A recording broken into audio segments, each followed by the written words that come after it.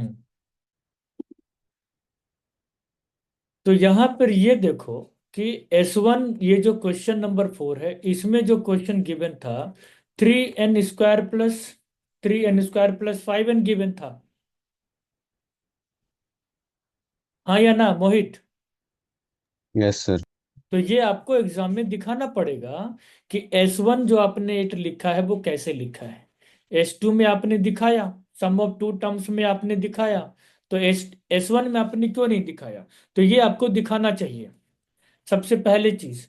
दूसरी चीज, एक एक आदत आपको अपने अंदर और लाना पड़ेगा कि क्वेश्चन में जो भी डिमांड है, जो आपसे आंसर मांग रहा है, लास्ट में जाके लिखिए क्या, कि K = 27, क्योंकि इस क्वेश्चन का डिमांड था क्या, कि सर फाइंड के।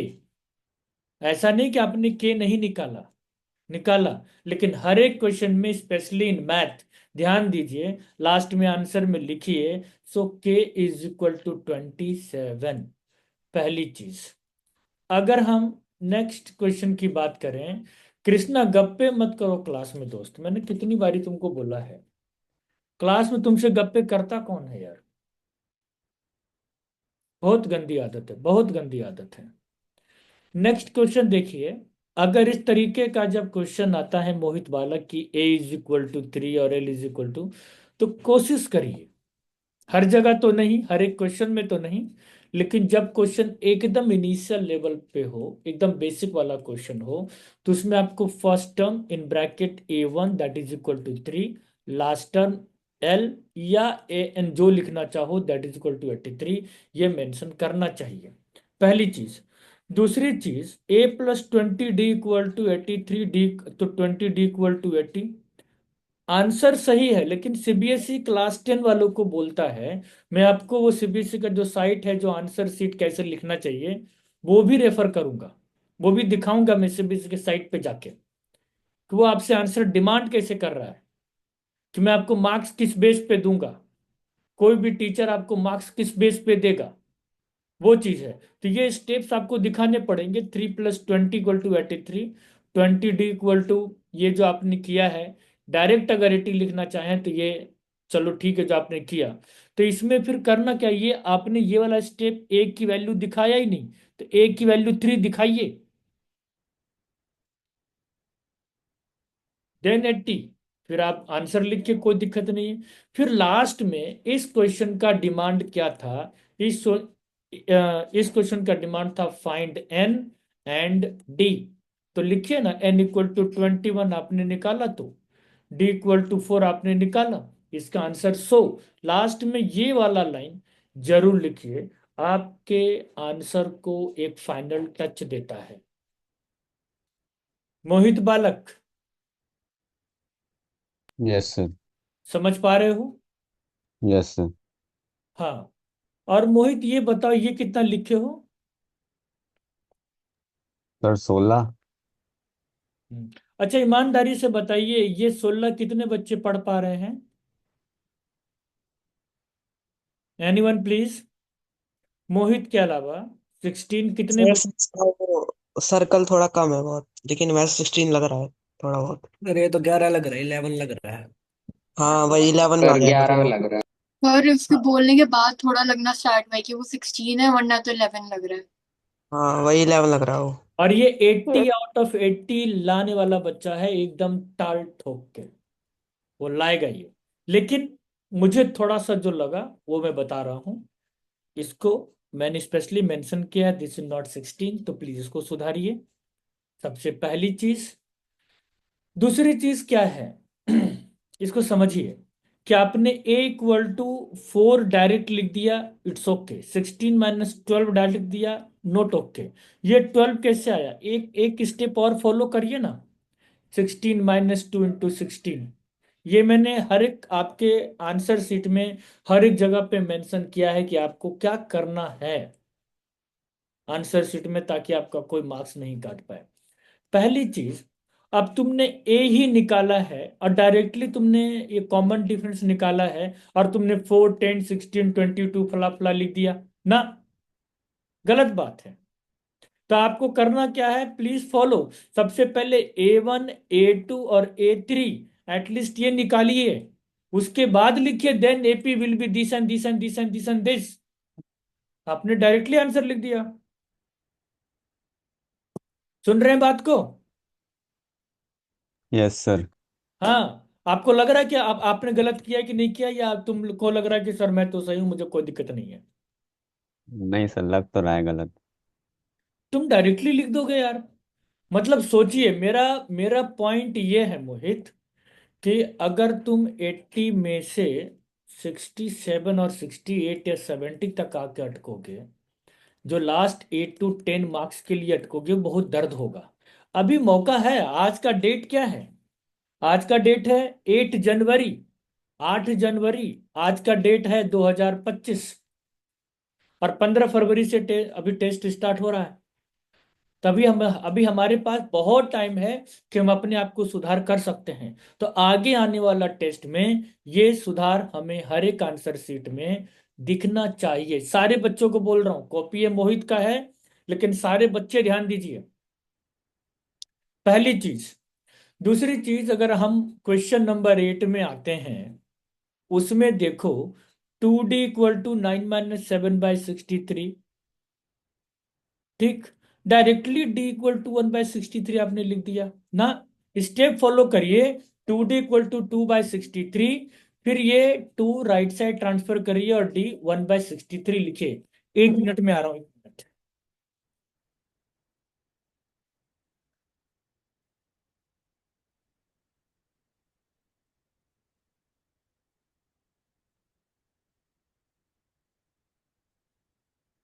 तो एक तो ये बड़ी बात है कि आपने जो जो डायरेक्टली आंसर लिखा है, ये चीजें ठीक नहीं है। समझ गए? तो डी की आंसर 1/63, आपको ये लिखना है। समझ गए? Yes sir. अब देखो, आगे आते हैं।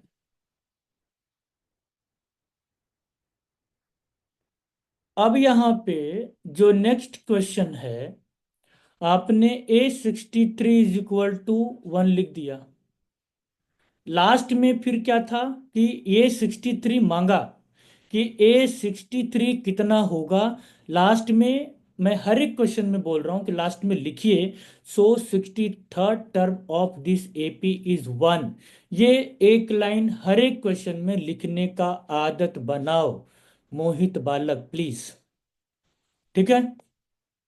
Yes sir. हाँ। अब आते हैं नेक्स्ट क्वेश्चन में।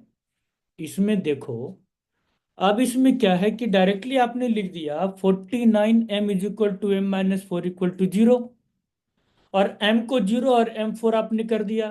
फिर वही बात है, आपको लिखना होगा कि when 49M = 0, M = 0/49, so that's why M = 0।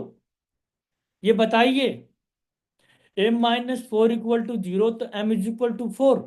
After that last में लिखिए सो, यहाँ पे स्पेस नहीं था तो नहीं लिखा मैंने। सो M = 0 एंड M = 4। ऐसे करिए आंसर, देखिए कौन मार्क्स काट लेगा। कोई टीचर मार्क्स नहीं काटेगा, और इसमें कम से कम आपका आधा नंबर कटेगा। बताओ मोहित, अच्छा लगेगा? No sir. No sir. ये चीजें सुधार करनी है आपको। फिर वहां गलती किए हो, आपको लगता है कि सर मुझे आ रहा है तो टीचर को। आप कॉपी ये सोच के लिखिए कि टीचर को नहीं आता है। बेशक टीचर ही कॉपी चेक करेगा, बट आपका माइंडसेट ये होना चाहिए कि टीचर को नहीं आता है। कोई भी टीचर आपका कॉपी ले और किसी भी बच्चे को समझाया जा सके आसानी से। तो आपने X = ये जो आंसर लिखा, ये जो आंसर लिखा, ये जो आंसर लिखा, इसको दिखाइए ना कि कैसे आपने डायरेक्टली सॉल्व कर दिया। इसको देखना है। अब आते हैं नेक्स्ट, जो ये आई थिंक क्वेश्चन नंबर 14 है। तो वेन x + √2, आपने यहाँ पे लिख दिया x = -√2, this and this direct कर दिया। जब ये आपने इक्वेशन बना के सॉल्व किया है, तो x+√2 = 0, x = -√2 लिखना होगा। √2x+5 है तो √2x+5 = 0, √2x = -5, x = -5/√2। आप इसको रेशनलाइज करना चाहते हैं, बिल्कुल करिए। तो इस तरीके से लिखिए, ये हुआ आंसर। ये आपको दिखाना पड़ेगा, पहली बात। अब एक चीज बताओ, ये क्वेश्चन नंबर 15 तो था ही नहीं, ये तो पूरा गलत है। मोहित, इसके बारे में क्या बोलना चाहोगे? क्वेश्चन नंबर 15 यहाँ है और क्वेश्चन नंबर 15 यहाँ भी है। अब बताओ क्या बोलना चाहोगे मोहित?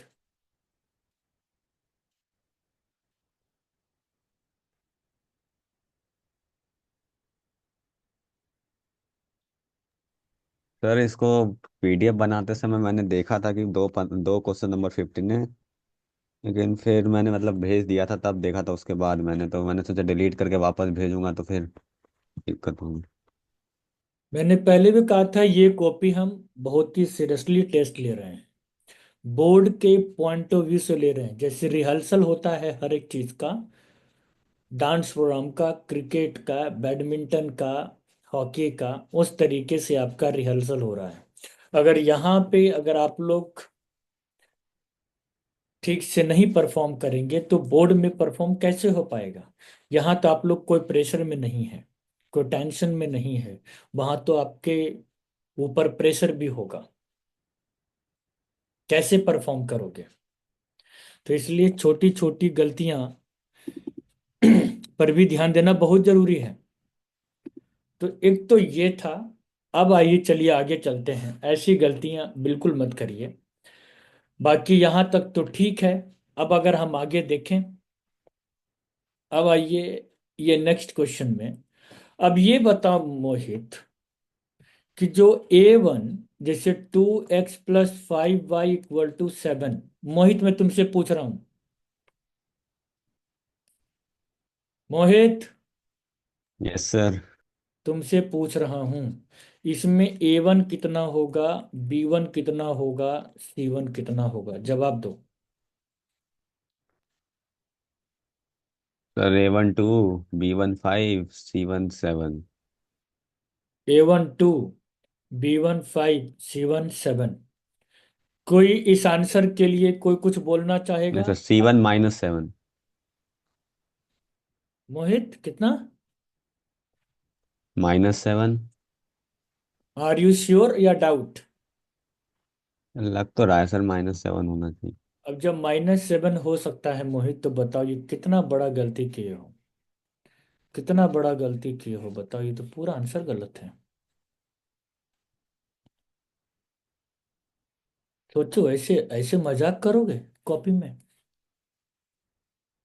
हम्म? मोहित, यस सर। कैसा लग रहा है अपने आपको?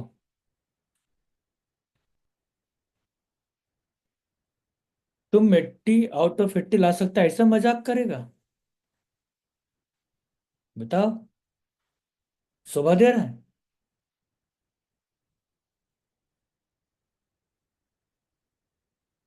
मैं कॉपी बहुत सीरियसली जांच रहा हूं, क्योंकि ये सब काम लास्ट में ही होता है। हम बहुत जम के टेस्ट लेने वाले हैं, एक एक कॉपी चेक करने वाले हैं। कोई बच्चा हल्के में लेने की गलती मत करना कि मास्टर ऐसे ही टेस्ट ले रहा है और वैसे ही अपना चलो मार्क्स मिल जाएगा। ऐसा नहीं है।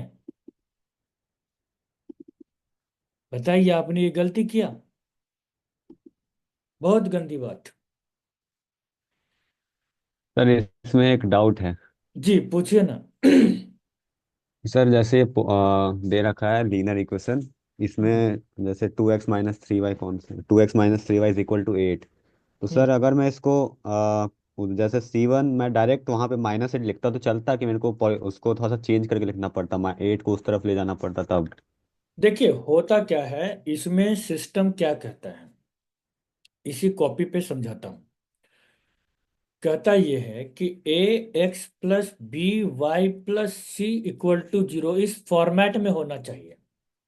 फॉर्मेट ये होना चाहिए। फॉर एग्जाम्पल तुमने, चलो मैं तुम्हारा ही एग्जाम्पल ले लेता हूँ, क्या बोला तुमने? Sir 2x - 3y is equal to 8। Is equal to 8। तो क्या करो, 2x - 3y - 8 = 0, ऐसा। उसके बाद इसको A1, उसके बाद इसको B1, उसके बाद इसको C1। अगर आप यहां पे C1 लेंगे तो ये 8 हो जाएगा, जो कि गलत है। यहां पे C1 लेंगे तो -8 हो जाएगा, जो कि सही है। और सीबीएसई का एक रूल है कि जिस स्टेप में आपका गलत हो गया उसके बाद कॉपी चेक नहीं होती। समझ रहे हो? Yes sir. तो बताइए कितनी गलत बात है ये, कितनी गलत बात है। दूसरी चीज, ध्यान दो मोहित, और गलती किया है तुमने। क्वेश्चन नंबर 19 ध्यान से पढ़ो। तो उसके अंदर हमने बोला था कि एलिमिनेशन एंड सब्स्टिट्यूशन दोनों बनाना था। तुमने एलिमिनेशन से तो बना दिया, सब्स्टिट्यूशन कहाँ गया मोहित? सर गलत पढ़ लिया। कितना गलत बात है ये। एलिमिनेशन बना दिया, सब्स्टिट्यूशन खा लिया।